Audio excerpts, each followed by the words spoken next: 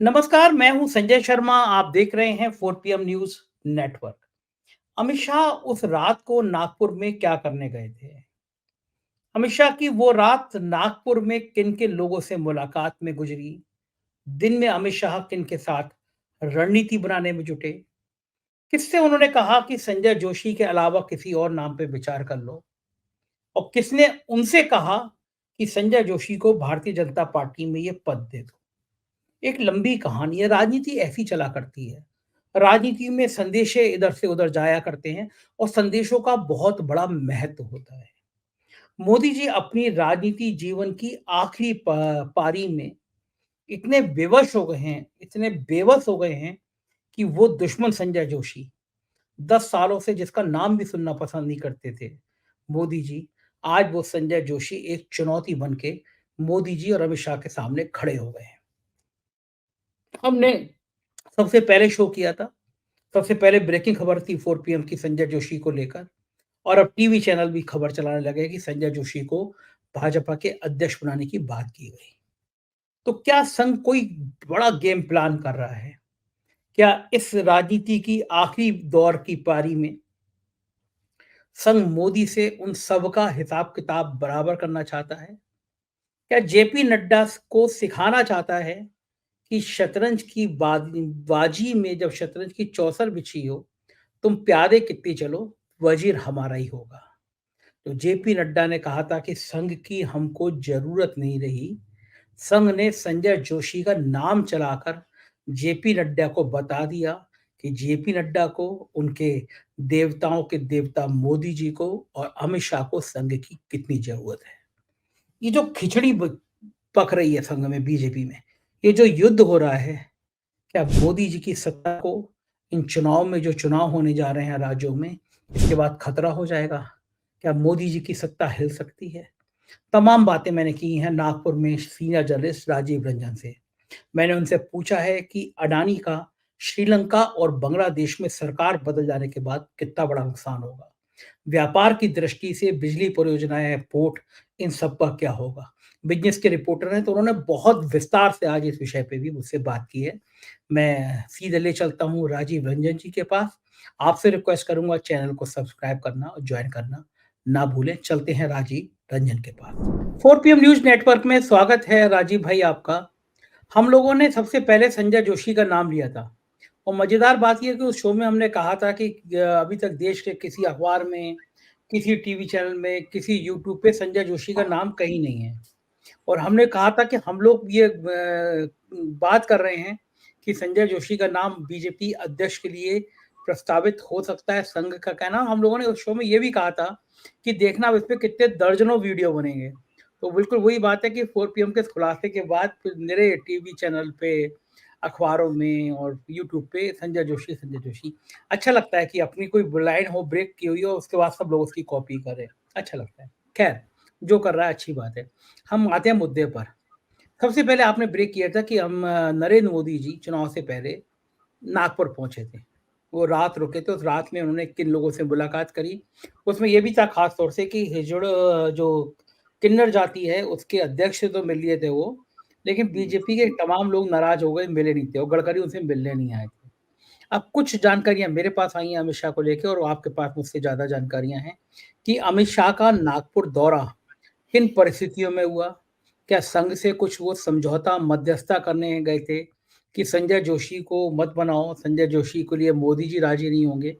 और संजय जोशी अब अचानक से संगठन में, पार्टी में इतने इंपॉर्टेंट हो गए। देखिए, वक्त, एक कहावत है कि जो बंद पड़ी घड़ी होती है, उसका भी समय एक बार आता है। कभी लौट के सुइयां उस तक भी आती हैं।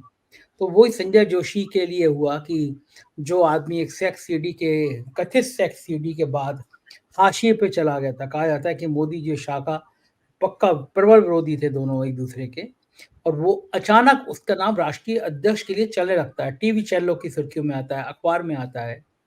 अमित शाह का ये दौरा, आपके पास क्या इनपुट है? क्या जानकारी लेकर आया था संघ से? क्या खेल खेलना चाहते थे अमित शाह?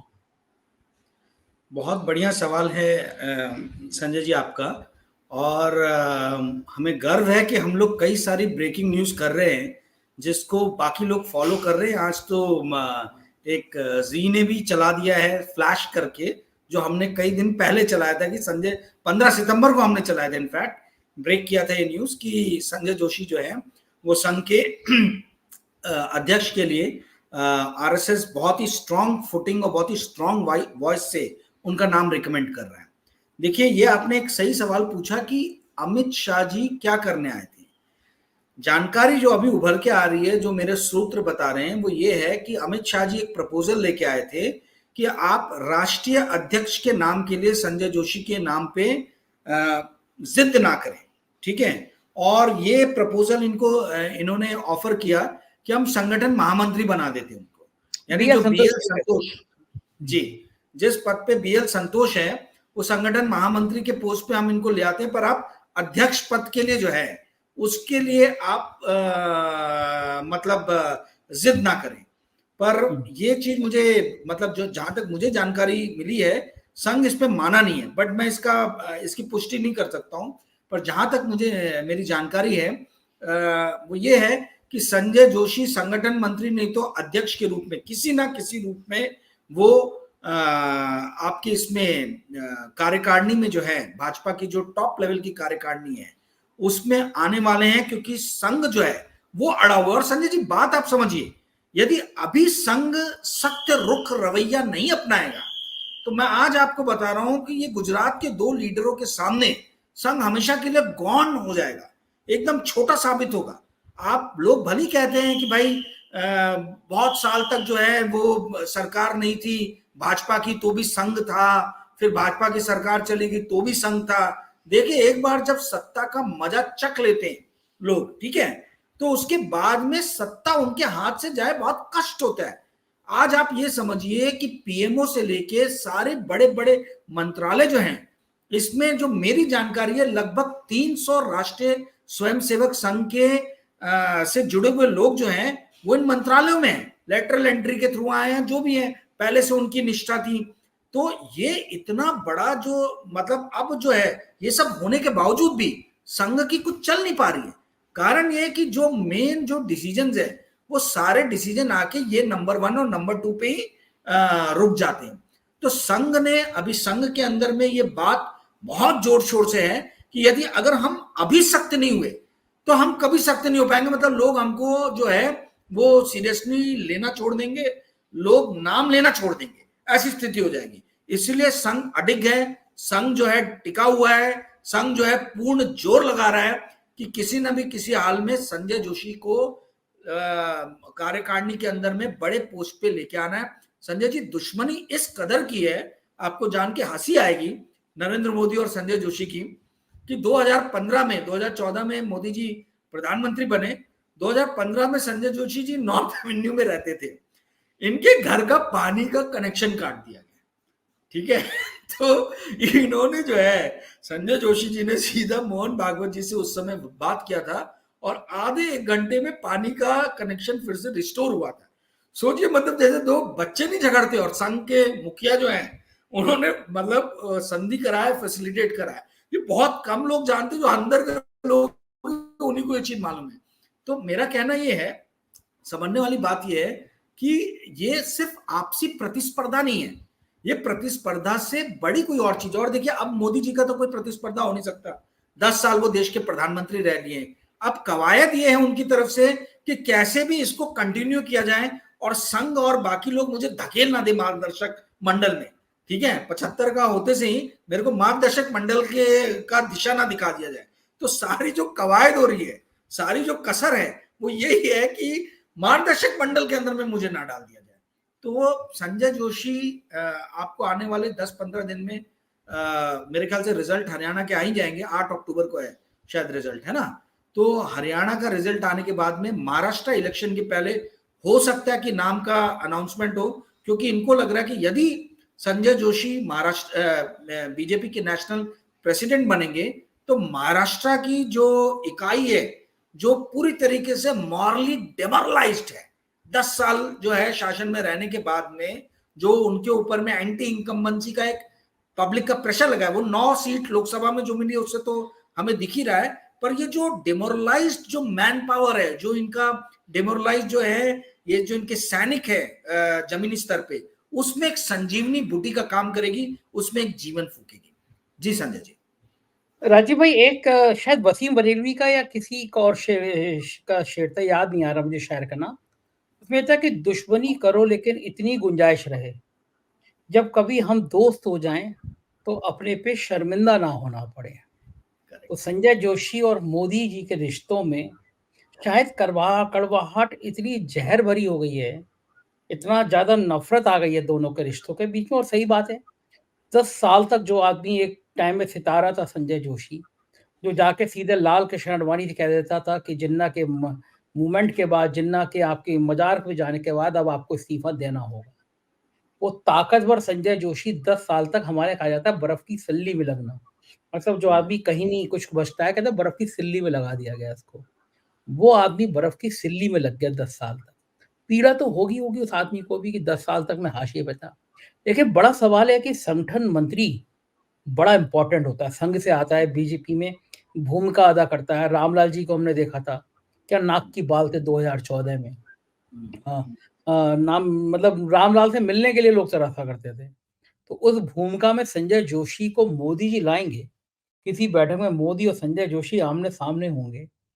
नेताओं का कितना कड़ा जिगरा होता है ना, कि दुश्मन, हम लोग तो जरा सी बात पे कोई कह देता है मुंह फुला लेते हैं, चिढ़ जाते हैं, मन नहीं करता उसकी शक्ल देखने का, उससे बात करने का। लेकिन नेता कैसे लोग होते हैं, इतनी नफरत हो लेकिन जब मिलेंगे तो मुस्कुराएंगे। लेकिन आप कल्पना कर सकते हैं कि मोदी जी, और फिर मुझे तो कभी कभी बड़ा हैरानी होती है कि क्या वक्त होता है।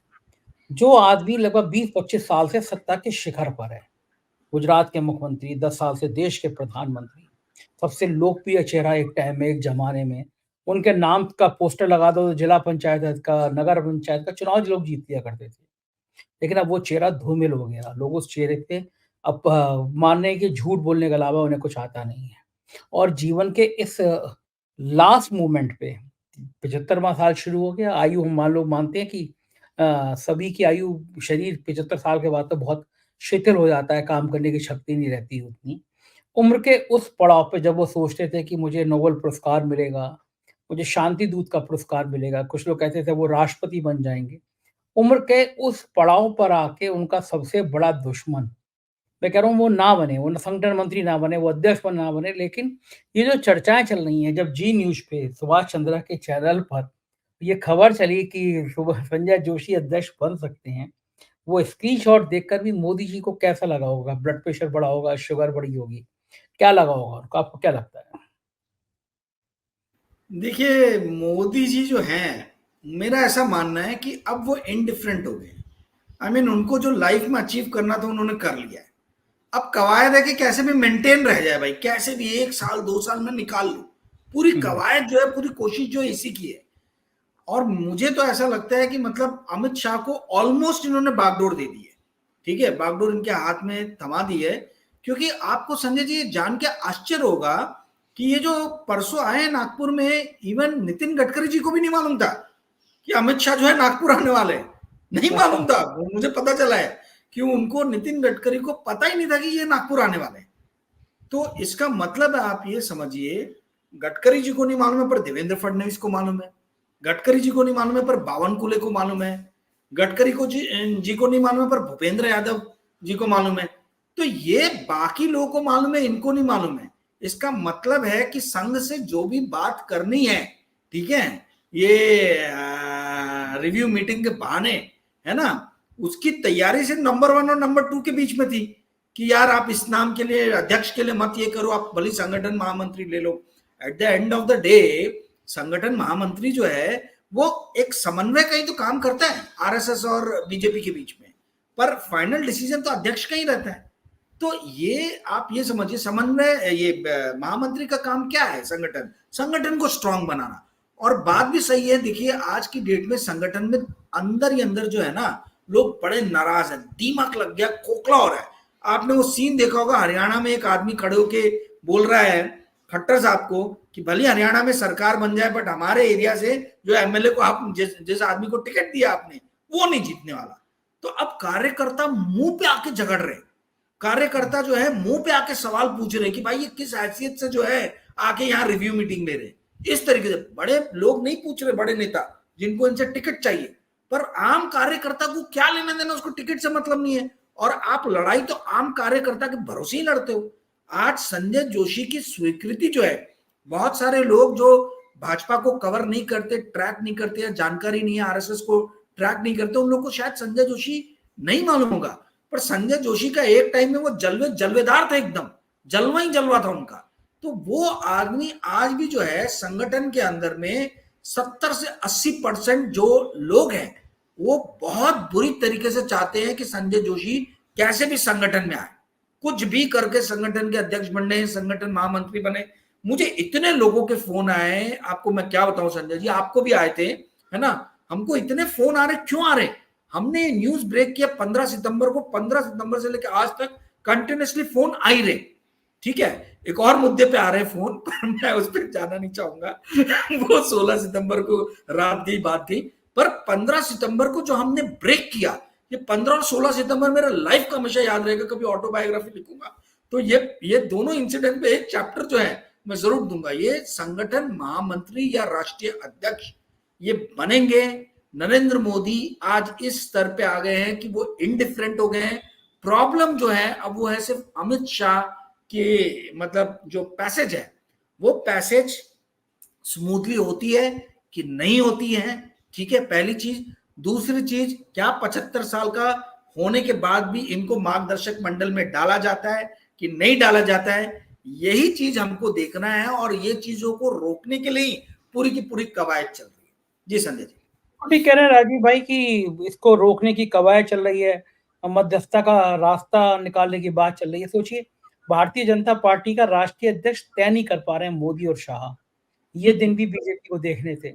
तो जिनका कहते हैं ना अंग्रेजों के टाइम में सूर्य अस्त नहीं होता था कभी, तो वही मोदी और शाह का जलवा था कि उनकी बीजेपी में उनसे कोई सवाल करने वाला, उनसे कोई पूछने वाला नहीं होता था। वक्त देखिए कि संजय जोशी को संघ कह रहा अध्यक्ष बना और मोदी और शाह बेबस हैं। आपने हरियाणा की बात करी, मैं देर रात कश्मीर से लौटा था, फिर सुबह सुबह में हरियाणा चला गया। वहाँ मैंने सबसे बड़ी विधानसभा जो है बादशाहपुर, 5,27,000 मतदाता हैं वहाँ पे। मैं तो सुन के शॉक्ड हो गया कि इतनी बड़ी विधानसभा। मैं वहाँ गया, एक चीज तो मैं, जो अभी तक तो केवल मेरे अलग अलग पैनलिस्ट कहते थे कि वहाँ पे जवान का, किसान का, खिलाड़ी का, ये 3 बड़े मुद्दे हैं जो राष्ट्रीय बड़े मुद्दे हैं, वो स्थानीय चुनाव पे प्रभाव डाल रहे हैं। लेकिन आज मैंने देखा अग्निवीर का मुद्दा मतलब बिल्कुल तबाही के कगार पे है। जिसको नौकरी सेना में नहीं भी करनी है, नौजवान है, उसको सेना से मतलब नहीं है, लेकिन वो अग्निवीर के मुद्दे पे गुस्सा है क्योंकि उसके साथ ही किसी नौजवान का हक मारा जा रहा है। मुझे लगता है कि देश भर के नौजवानों के अंदर ये जो गुस्सा बढ़ रहा है कि आदमी खाली है, करे क्या, वो डिप्रेशन में जा रहा है, वो नशे का शिकार हो रहा है क्योंकि उसके पास कुछ काम करने के लिए नहीं है। क्या लग रहा है आपको कि हरियाणा में जवान, किसान, खिलाड़ी ये भारतीय जनता पार्टी का बेड़ा गर्क कर देंगे? बिल्कुल, इसमें कोई सवाल ही नहीं है। देखिए संजय जी, अब ये बात नहीं रह गई है कि भाजपा जीतेगी या हारेगी। अब सवाल सिर्फ ये रह गया कि क्या भाजपा सम्मानजनक स्थिति से हारती है कि भाजपा का सुपड़ा साफ होता है हरियाणा में। ठीक है, सम्मानजनक स्थिति यानी 20 से 30 के बीच में सीट, 25, 2 दर्जन इनके एमएलए आ जाएं 25 से 30 के बीच में, और सुपड़ा साफ यानी सिंगल डिजिट में आ जाए। अब पूरी कवायद जो रह गई है वो यही रह गई कि किसी भी तरीके से जो है इस इलेक्शन में एक सम्मानजनक हार हमें मिले। ठीक है, अब इसमें इसके लिए इन्होंने मुद्दा क्या बनाया, देखिए भाजपा के भी मुद्दे जानना जरूरी है। कांग्रेस के तो मुद्दे सबको मालूम है, वो हाईलाइट हो रहे हैं। भाजपा ने मुद्दा बनाया है खर्ची पर्ची का।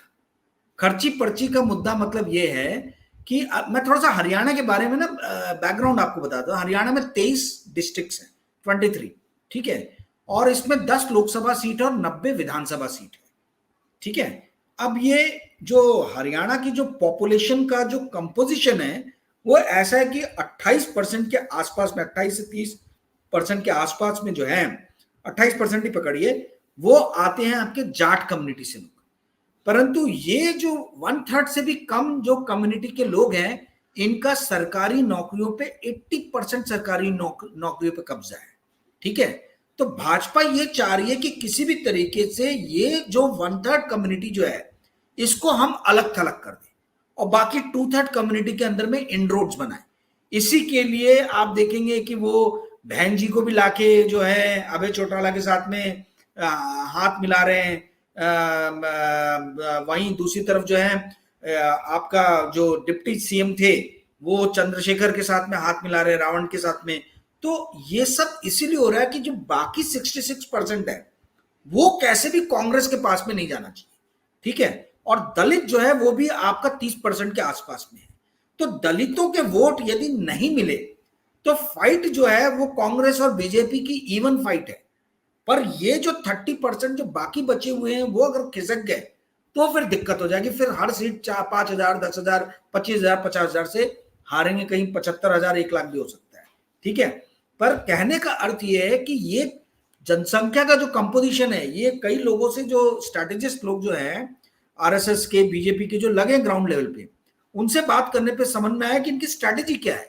इनकी स्ट्रैटेजी, इनको मालूम है कि जाटों के वोट मिलने नहीं वाले, तो इन्होंने क्या किया है, जाटों को अलग थलग कर दिया। इन्होंने मान लिया है कि भाई 30% वोट हमको नहीं मिलने वाले, बट बाकी बचे हुए 70% का क्या, तो लेट अस फाइट फॉर दो 70%, उस 70% के लिए लड़ रहे हैं। अब प्रॉब्लम ये है कि ये जो 30% लोग जो हैं जाट लोग, ये बड़े मतलब इनके ये हर जगह पे जो है, हाँ मतलब इन लोग की आवाज बड़ी बुलंद है। तो हर जगह मीडिया से लेके हर जगह जो है इनकी आवाज जो है बहुत बुलंद रूप से चल रही है, जिसके कारण दूसरे लोग भी प्रभावित हो रहे हैं। तो दलित के अंदर में जो वोट डालने की जो फूट की कोशिश की जा रही है, वो फूट जो है यदि संभव हो गई तो फिर मतलब सम्मानजनक स्थिति से भाजपा हारेगी, परंतु नहीं सफल हो पाई या हंग असेंबली आ जाए, मतलब उसका पॉइंट तो नहीं, बट 5 से 10% की प्रोबेबिलिटी, उससे ज्यादा नहीं।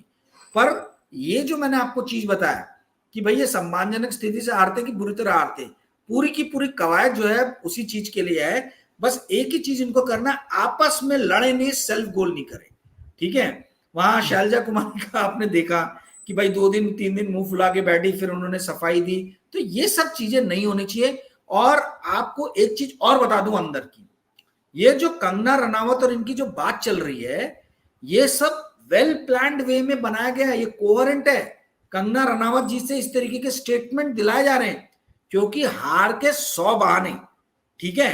हार का ठीकरा किसी ना किसी के सर पे फोड़ना है, तो वो कंगना रनावत जी के जो है ना ये माथे पे फोड़ देंगे, या खट्टर जी के माथे पे फोड़ देंगे कि उलझुल स्टेटमेंट दिया है। हरियाणा में यदि भाजपा की बुरी स्थिति आज की डेट में है तो इसके पीछे सिर्फ और सिर्फ एक ही आदमी जिम्मेदार है, उसका नाम है नरेंद्र मोदी। नरेंद्र मोदी, नरेंद्र मोदी, ये मैं पहले भी बोल चुका हूं और आज मैं फिर दोहरा रहा हूं। मोदी जी के ऊपर में कोई गाज ना गिरे, इसके लिए कंगना रनावत को बेवकूफ साबित करने के लिए स्टेटमेंट्स दिए जा रहे हैं कि यार इन्होंने उलझुल स्टेटमेंट दिया, बाकी लीडर्स को बोला जा रहा है और मीडिया इसको बाय कर रहा है। मीडिया जो है वो बार बार यही बात बोल रहा है, कंगना रनावत ने किया, वो किया। अरे भाई, आप मोदी जी की जो गलत पॉलिसीज इतने दिनों से 10 साल से जो हरियाणा पे लादी गई, देश के ऊपर में लादी गई, थोपी गई, उसके ऊपर आप बात नहीं करके आप भी मोदी जी को जो है एक सुमड़ी में निकल जाने का जो है एक मौका दे रहे हो। जी संजय जी, बिल्कुल ठीक कह रहे हैं। अब मैं थोड़ा सा इससे हटके, राजनीति से हटके कुछ आपसे समझना चाहता हूँ। मैं जब कल रात में कश्मीर से और वापस आ रहा था दिल्ली, तो मुझे फ्लाइट में रुनझुन शर्मा पत्रकार मिली, बहुत काबिल, बहुत योग्य पत्रकार हैं। लंबे समय तक नेटवर्क 18 और बाकी सब चैनल्स पे जुड़ी रही। आजकल एक इंटरनेशनल चैनल के लिए काम कर रही हैं, आप भी एक इंटरनेशनल मैगजीन के लिए काम कर रहे हैं। तो मुझे स्वीकार करने में कोई हिचक नहीं है कि मेरे को विदेश नीति की उतनी प्रॉपर, जिसको गूढ़ जानकारी कहते हैं, ना मुझे आर्थिक मुद्दों की, ना मुझे विदेश नीति की। फौरी-फौरी पढ़ता रहता हूँ मैं, बांग्लादेश में जो हुआ वो मैंने पढ़ा, श्रीलंका में जो हुआ वो मैंने पढ़ा, अमेरिका में हो रहा है, यूक्रेन में हो रहा है, रूस में। लेकिन जो डेप्थ जो एक रिपोर्टर को जानकारी होनी चाहिए, उतनी ही नहीं है। मैं इसलिए कह रहा हूँ, कल जब रुनझुन जी ने जो बातें बताई बांग्लादेश को लेकर, वो मुझे नहीं पता थी। वो बांग्लादेश गईं, उन्होंने रिपोर्टिंग करी बांग्लादेश में जाके, और वहाँ पे उन्होंने हालात देखे, उसके बारे में बात की। मैं आपसे ये समझना चाहता हूँ कि अगर चूँकि बिज़नेस के आप बहुत अच्छे काबिल पत्रकार रहे हैं, बिज़नेस हाउसेज़ को कवर करते रहे हैं। बांग्लादेश और श्रीलंका, इन दोनों में सत्ता परिवर्तन हुआ। दोनों लगभग भारत की सत्ता के विरोधी हैं, मोदी जी की विचारधारा के विरोधी हैं। और श्रीलंका में तो जो चुनाव हुआ, तो उसमें कह कर आए थे कि हम अडानी पोर्ट के, अडानी के लाइट्स के और इन सब ठेकों के खिलाफ हम चुनाव लड़ रहे हैं।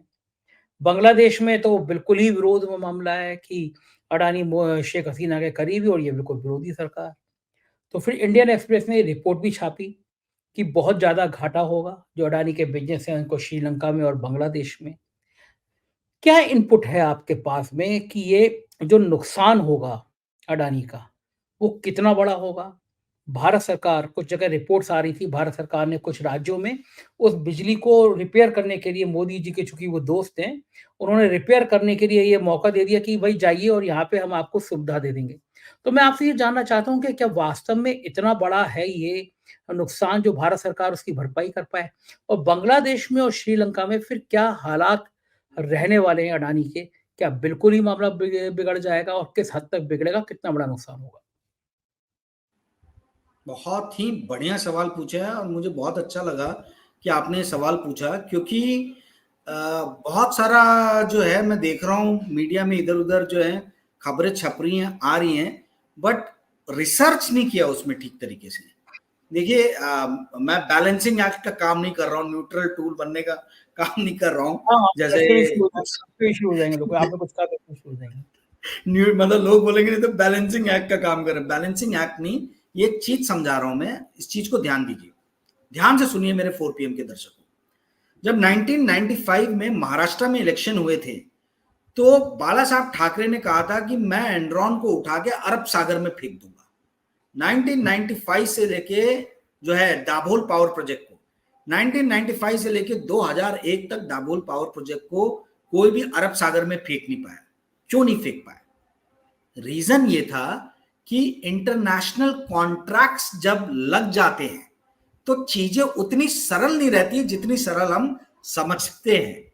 अभी आपने नाम लिया श्रीलंका का, जैसे तो श्रीलंका का जो पोर्ट है कोलंबो पोर्ट, उसमें एक टर्मिनल 3 है जो अदानी के पास में है, ठीक है, जिसको अदानी ऑपरेट करता है। अच्छा, उस पोर्ट के टर्मिनल भी पार्ट होते हैं, पोर्ट के पार्ट होते हैं 1, 2, 3, 4 ऐसे पार्ट होते हैं पोर्ट के। मतलब कई हाँ, पोर्ट होते मतलब उसको पोर्ट्स के पार्ट होते हैं अलग अलग। इनके पास में जो पार्ट है उसको बोलते हैं वेस्टर्न कंटेनर टर्मिनल, पश्चिम की तरफ में, ठीक है। तो आप वेस्टर्न कंटेनर टर्मिनल जो WCT जो है, ठीक है, उसमें अदानी का 51% स्टेक है। ऐसा नहीं है कि अदानी 100% स्टेक ओन करता है, परंतु अदानी जो है ना बहुत स्मार्टली उसने प्ले किया। अदानी ने क्या किया कि अदानी लेके आ गया यूनाइटेड स्टेट्स ऑफ अमेरिका को।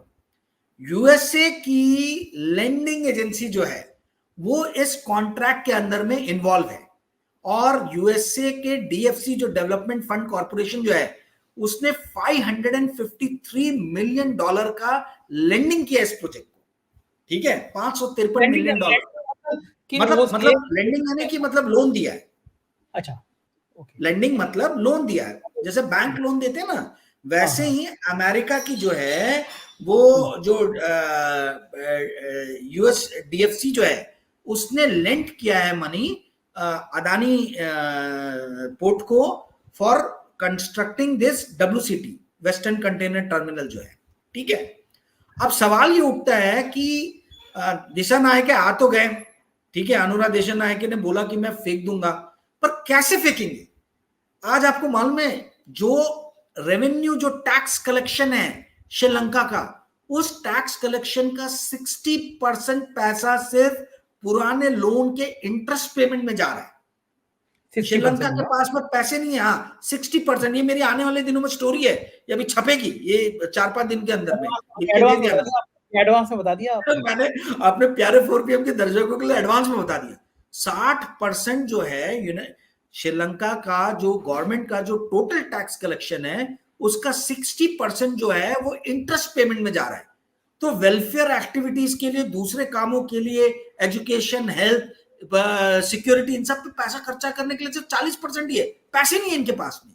और ऊपर से आप बोलोगे कि $553 मिलियन जो है, आप अमेरिका को जब तक ये पेमेंट नहीं करते, अदानी को जब तक ये भुगतान नहीं करेंगे, क्योंकि उसमें पेनल्टी क्लॉज और बाकी चीजें भी है, जब तक कि आप नहीं भुगतान करोगे तब तक आप कैसे उसको रोक सकते हो ऑपरेशन करने से? आपने यदि रोक दिया तो IMF, वर्ल्ड बैंक, दुनिया भर से जो आपको सहायता मिल रही है वो बंद हो जाएगी। इनकी ब्लड लाइन जो है, आज श्रीलंका जो है वो इंटरनेशनल लेंडिंग इंस्टीट्यूशंस के ऊपर जो है डिपेंडेंट है। बिना उसके जो है ये मतलब सरवाइव ही नहीं कर सकता है। तो ये सब सिर्फ एक सिग्नलिंग था अपने देश में इलेक्शन के लिए, वोट अच्छा, लेने के लिए। ये वैसे ही था कि जैसे मोदी जी ने कहा था हर किसी के खाते में 15 लाख रुपए आ जाएंगे। अब वैसे ही समझ लीजिए आप। पर कहने का अर्थ है कि श्रीलंका की आर्थिक स्थिति आज की डेट में ऐसी नहीं है कि वो, हाँ, अगर चाइना उनको पैसे दे दे, चाइना मदद कर दे, कुछ कर दे, तो बात हाँ, अलग चाइना है। चाइना कर सकता है, चाइना को तो हाँ, अपना एक मतलब चाइना अगर, जमाना ही है पैर अपने। हाँ, वो हाँ कहेगा जी, ले पकड़ो, हमसे पैसे पकड़ो, इनका लॉन निपटाओ, हमें आने दो आंटी, इनको भगाओ यहाँ से, इस तरह का सीधी-सीधी हाँ, शब्दों में कर सकता है। हाँ, लेकिन बांग्लादेश में तो डिब्बा गोल हो जाएगा, बांग्लादेश में तो नहीं, बांग्लादेश में तो नुकसान हो ही जाएगा कि क्योंकि बांग्लादेश में तो सरकार से 36 का आंकड़ा है ही है वहाँ पे भी, हाँ, बिजली हाँ, हाँ। परियोजनाएँ जो है, तो उसमें बांग्लादेश में आपके पास क्या बिज़नेस का इनपुट रहेगा? मैं आपको एग्जैक्ट डाटा ही देने के लिए मैं ये देख रहा हूँ। देखिए, श्रीलंका का जो डेट टू जीडीपी रेशियो जो है, जो मैंने स्टोरी में मैंने लिखा है, ये मेरे डाटा नहीं है, मूडीज के है। मूडीज इंटरनेशनल जो है उसके डाटा है, ठीक है। 101.7% government debt to GDP ratio है। और जो इनका इंटरेस्ट पेमेंट टू रेवेन्यू है वो है 60%, 60%। बांग्लादेश की स्थिति थोड़ी ठीक है। बांग्लादेश का डेट टू जीडीपी जो रेशियो है वो है 33.6%, government debt to GDP ratio. और जो उसका इंटरेस्ट पेमेंट है, interest payment to tax collection, वो है 21.4%। तो ये श्रीलंका जैसी बुरी स्थिति में नहीं है। भारत का भी बता देता हूं, हमको अपने भी देश का पता होना चाहिए। हाँ, सही बात है। भारत का जो general government debt to GDP है वो है 82.7%। और जो interest payment to tax collection है वो है 24.8%, यानी 25%। यानी हमारे देश में भी जो सरकार जो टोटल टैक्स के थ्रू पैसा इकट्ठा कर रही है, उसका 1/4 पैसा जो है वो इंटरेस्ट पेमेंट में ब्याज, चला जाता है। तो ब्याज भी चला हाँ, जाता है। मतलब जो यानी पुराना जितना खाया पैसा पिया आया, जो है। हाँ, अच्छा वो एक रिपोर्ट ये भी आई थी ना कि जितना जितना लोन हमने दो आज़ादी के बाद से 2014 तक लिया, उससे कई ज़्यादा लोन, मतलब आज़ादी की बात है 2014 का, उससे कई ज़्यादा लोन मोदी सरकार ले चुकी है। ये मैंने लास्ट ईयर जुलाई में स्टोरी किया था। उसके बाद में बहुत सारे लोगों ने उस चीज पे लिखा। आजादी के बाद से लेके 2014 तक भारत सरकार पे जो लोन था वो था 55 लाख करोड़ का, ठीक है। और ये 10 साल में 2014 से 24 के बीच में बढ़ के हो गया 165 लाख करोड़ के आसपास पहुंच गया। यानी ये ट्रिपल हो गया, ठीक है। यानी 100 लाख करोड़ से 110 लाख करोड़ का एडिशनल लोन जो है वो भारत सरकार ने लिया है मोदी राज में, इसलिए बात चलती है। परंतु उसका एक दूसरा भी पहलू है, वो ये है कि जिस रफ्तार से इन्होंने लोन लिया उसी रफ्तार से इंडिया की जीडीपी भी बढ़ी है। इसका मतलब क्या हुआ कि इंडिया की जीडीपी बढ़ाने में गवर्नमेंट का लोन, ये जो फिस्कल डेफिसिट जो है, इसने बहुत बड़ा रोल प्ले किया है। ये प्रोडक्टिविटी गेन के कारण नहीं हुए। खैर, मेरे ख्याल से मैं शायद बहुत टेक्निकल हो रहा हूं, पर हाँ, कहने बड़ी का आम अर्थ है बात आप, हो नहीं पाएगा। हाँ, मतलब आप आपके दर्शकों को समझने के लिए एक चीज समझ लीजिए कि अदानी का श्रीलंका के प्रोजेक्ट से तो कोई लॉस नहीं होने वाला, क्योंकि उसको, बंगला उसने जो भी पैसे लगाए हैं वो मिल जाएंगे। बांग्लादेश बांग्लादेश के भी प्रोजेक्ट से इसको कोई लॉस नहीं होगा, क्योंकि इंडियन गवर्नमेंट मदद करने के लिए आ रही है। इंडियन हाँ, गवर्नमेंट बोल रही है कि वो आपको तो हम, है ही। हाँ, पावर ग्रिड को बोल दिया गया है कि आप लाइन एक डेवलप कीजिए, ट्रांसमिशन लाइन, कि अगर वहां नहीं जा रहा पावर तो वो इधर चला जाए, ठीक है। बांग्लादेश ने 864 मिलियन डॉलर, जहां तक मुझे याद आ रहा है 864 मिलियन डॉलर अदानी पावर के दिए नहीं है, बिल रोक के रखा है $850 मिलियन का। ये अभी तक बात बाहर आई नहीं है, कहीं बाहर आ जाएगी तो भूकंप मच जाएगा कि इतने पैसे अदानी पावर को लेने हैं बांग्लादेश से। पर मेरे सूत्र जो बताते हैं वो ये है कि 860 मिलियन, 864 मिलियन डॉलर के आसपास में अदानी पावर को लेना है। तो यह अकेले अदानी पावर नहीं फंसा हुआ है, इंडिया के जितने भी कॉर्पोरेट्स हैं उसमें आप समझ लीजिए कि कई सारे कॉर्पोरेट्स हैं, मैं नाम लूंगा तो अननेसेसरी कल को आपको ही नोटिस आ जाएंगे, पर बहुत सारे हैं। इन सब का मिला के $6.5 बिलियन जो है वो बांग्लादेश में अटका हुआ, रुका हुआ है इंडियन बाप रे! कंपनीज का। तो अच्छा, मतलब भारत से अडानी के अलावा और भी कंपनियां हैं। अडानी का तो सिर्फ 860 है, बाकी और कंपनी का जोड़ेंगे आप तो 6 से $6.5 बिलियन है। ये बड़ी स्टोरी है, इस पे भी सोच रहा हूं मैं लिखूं। तो प्रॉब्लम ये है कि इतना सेंसिटिव ये मुद्दा है कि जब तक पूरे डाटा हाथ में नहीं हो, लिखना बहुत ही ये है, क्योंकि मुझे कंपनीज के नाम भी मेरे सोर्सेज से पता चले कि किस कंपनी का कितना अटका हुआ है, बट वो जब तक जो कंपनियों का अटका है, जिस कंपनियों को काम मिला, उसमें मोदी जी की कितनी बड़ी भूमिका है। जैसे अडानी को दिलाने में मोदी जी की भूमिका का जिक्र आता है, ऐसी मोदी जी की कितनी भूमिका उन कंपनियों में है। नहीं नहीं नहीं, वो कंजम्पशन कंपनीज हैं, उनकी कोई भूमिका नहीं है। देखिए अदानी ने बड़ा स्मार्टली प्ले किया, आप ये समझिए। अदानी ने पावर प्लांट से जो पावर बांग्लादेश में दे रहे थे, वो कोई बांग्लादेश की जनता को जो है बिजली का मजा मिले उसके लिए नहीं दे रहे थे। बहुत कम लोगों को मालूम है कि 25 बांग्लादेश का टेक्सटाइल इंडस्ट्री सबसे बड़ा इंडस्ट्री, उसी से उसको फॉरेन रेवेन्यू मिलता है। 25% जो बांग्लादेश के अंदर में। एक सेकंड भैया, मैं केवल सॉरी मैं इंटरप्ट कर रहा हूँ। ये मेरे को पता चला था कि जब बांग्लादेश में ये हालत खराब हुई तो इंडिया का जो टेक्सटाइल इंडस्ट्री थी उसके शेयर रेट बढ़ गए, इंडिया की टेक्सटाइल को मजबूती मिल गई, क्योंकि जो इंडिया की जो टेक्सटाइल थी वो बांग्लादेश के मुकाबले में ठप हो गई थी। वहाँ बड़ा सस्ता काम हो जा रहा था, वहाँ पे लेबर सस्ती थी। तो क्या ये बात सही है कि इंडियन टेक्सटाइल को वहाँ की बर्बादी का यहाँ फायदा मिला है? ये सही सही है ना जानकारी? मैं वही बताने जा रहा था। देखिए बहुत कम लोगों को पता है, बहुत कम लोगों को ये बात पता है कि इंडिया जो बांग्लादेश में जो टेक्सटाइल इंडस्ट्री है उसमें 25% इंडियन कंपनीज ही है। इंडियन कंपनी ने वहां फैक्ट्री लगाई है। तो ये जो है अदानी जी उन्हीं लोग को मेनली पावर सप्लाई करते थे। तो वो जो है कंपनियां वहां काम करने गई, जिन्होंने बिजनेस किया उनको फैक्ट्री लगाई, को बिजली सप्लाई अडानी कर रहे थे, बिजली अदानी सप्लाई कर रहे हैं और लोगों को भी कर रहा है। अब जैसे मान लीजिए नागपुर में 10 फैक्ट्रीज हैं, तो 10 फैक्ट्रीज को बिजली जा रही है, नागपुर के लोगों को भी मिल जा रही है। तो बड़ा स्मार्टली प्ले किया है। वो जो है वो बांग्लादेश के जो टेक्सटाइल इंडस्ट्री है, ये मेरे को किसी ने बताया है। मतलब अब ये मैं अदानी तो मेरे से बात करते नहीं अदानी के लोग, तो मैं पुष्टि नहीं कर पा रहा हूं, पर ये जो भी इंफॉर्मेशन मार्केट से मेल करके पूछिए उनसे क्या आपका क्या कहना है। जवाब नहीं आता। तो पुष्टि जो है वो वहां से हुई नहीं है, पर जो इंडस्ट्री जो है वो 25% इंडियन लोगों ने ही वहां फैक्ट्रीज लगाई है। जो टोटल फैक्ट्रीज जो है वो 25% इंडियंस की है। तो शेयर प्राइसेस उनके बड़े थे जिनकी बांग्लादेश में फैक्ट्री नहीं थी, इंडियन जिनकी बांग्लादेश में फैक्ट्री नहीं थी, क्योंकि फायदा तो उनको ही मिलेगा ना। बांग्लादेश की जो फैक्ट्री है वो तो उनको भी नुकसान ही है जो इंडियंस की वहां पे फैक्ट्री है। तो बांग्लादेश में चूंकि कोई इंटरनेशनल लेंडिंग इंस्टीट्यूशन नहीं है, वहां प्रॉब्लम आ सकता है। क्योंकि यहां मैंने जैसे श्रीलंका में बताया कि श्रीलंका को पहले अमेरिका को जो है सेटिस्फाई करना पड़ेगा अगर उसको अदानी को निकालना है। तो इंडिया और अदानी तो बाद में आता है, पहले वो लेंडिंग इंस्टीट्यूशंस को समझाना पड़ेगा। उनसे पंगा ले नहीं सकती क्योंकि आईएमएफ से तो लोन उठाया श्रीलंका ने, तो कहां पंगा लेगी अमेरिका से।